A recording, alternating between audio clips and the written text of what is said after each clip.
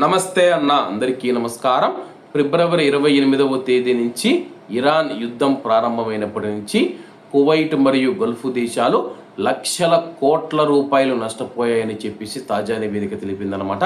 మరి వారం 10 రోజుల నుంచి మనం చూసుకుంటే ఆ నష్టాలు భారీగా పెరిగాయని చెప్పేసి ఒక నివేదిక తెలిపింది.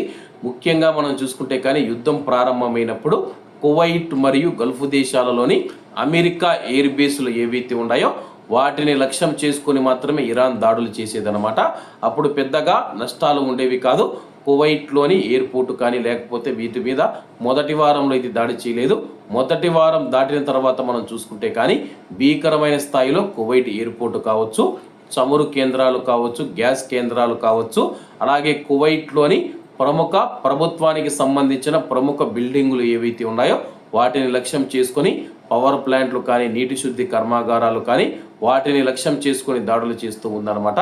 ప్రస్తుతం దీనిపైన కువైట్ మరియు గల్ఫ్ దేశాలు ఆగ్రహం వ్యక్తం చేస్తూ ఉన్నాయి.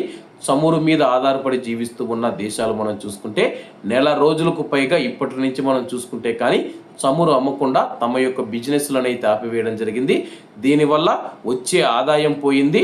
అలాగే ప్రస్తుతం డబ్బు అయితే ఎక్కువగా ఖర్చు అయిపోతూ ఉందన్నమాట.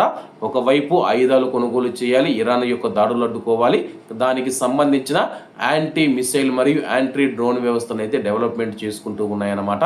మరోవైపు మనం చూసుకుంటే కానీ కువైట్లోని ప్రజలకు ఎటువంటి ఇబ్బంది లేకుండా ఆహార సరఫరా కానీ వాళ్ళకు ఎటువంటి ఇబ్బంది లేకుండా ఒకవైపు చూసుకోవాలి. దీంతో పెద్ద మొత్తంలో మనం చూసుకుంటే కువైట్ మరియు గల్ఫ్ దేశాలు ఖర్చు చేస్తూ ఉన్నాయి.